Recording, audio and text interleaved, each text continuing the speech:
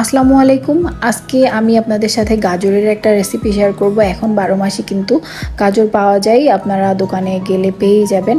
তো এগুলোকে সুন্দর মতো ছিলে আমি পানি দিয়ে পরিষ্কার করে ঝরিয়ে নিয়েছি। তারপরে এরকম গোল গোল চাকা করে কেটে নিয়েছি। গোল গোল চাকা করতে হবে, শুধু এরকম না, আপনারা যে কোনো সাইজের কেটে আমি এটা প্রেশার কুকারের মধ্যে নিয়ে নিচ্ছি।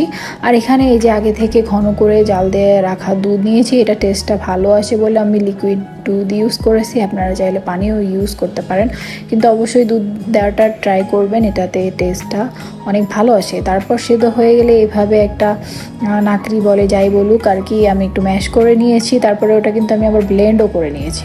এখন একটা প্যানের মধ্যে আমি দিয়ে দিয়েছি তেল, সাথে একটু বাটার অয়েল দিয়েছি আর এলাচ দালচিনি দিয়েছি। এখন যে পিউরিটা করে রেখেছিলাম সেটা আর কি দিয়ে দিতে হবে। তো এই পর্যায়ে খুবই সাবধানে দিতে হবে, কারণ এটার মধ্যে পানি আছে, তো অনেক বেশি ছিটাই। আর এটা অবশ্যই অনবরত নাড়তে থাকতে হবে। এই পর্যায়ে আমি দিয়ে দিচ্ছি পরিমাণ মতো চিনি। তো এখন চিনি দেওয়ার পরে এটা সুন্দর মতো নাড়তে থাকতে হবে। আস্তে আস্তে দেখবেন যে এটার কালারটা একটু চেঞ্জ হয়ে আসবে অরেঞ্জিশ থেকে। আপনারা চাইলে এটাতে কালার ইউজ করতে পারেন, নাও পারেন। এ পর্যায়ে কিছুটা আমি দিয়ে দিয়েছি কিশমিশ আর দিয়ে দিয়েছি হচ্ছে রোজ ওয়াটার। রোজ ওয়াটারটা দেওয়ার ট্রাই করবেন, এটাতে খুব সুন্দর একটা স্মেল আসে। তো ওইভাবে নাড়তে নাড়তে আমি থ্রি স্টেপে আর কি হচ্ছে এটার মধ্যে বাটার অয়েল ইউজ করেছি। আপনারা হচ্ছে এভাবে ইউজ করতে পারেন, চাইলে একবারেও দিয়ে দিতে পারেন। এভাবে ইউজ করলে বেশি ভালো হয় আর কি।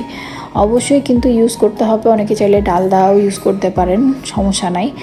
তো এখানে আমি 3 পর্যায়ে আর কি দিয়ে দিয়েছি বাটার অয়েল, এভাবে দিয়েছি। এই যে আমার এটা হচ্ছে লাস্ট টাইম। এভাবে দিয়ে আমি নাড়তে থাকবো, যখন দেখবো যে এটা কড়াই থেকে উঠে আসছে সেই পর্যায়ে আমি একটু ঘি দিয়ে এটা পরিবেশন করব। আমি আজকে এটার কোনো শেপ দিব না, যার জন্য এইভাবেই রাখবো। আপনারা চাইলে যে কোনো শেপ দিতে পারেন। আর আমার ভিডিওটি ভালো লাগলে অবশ্যই বাসায় একবার ট্রাই করে দেখবেন, ইনশাআল্লাহ ভালো লাগবে। আল্লাহ হাফেজ।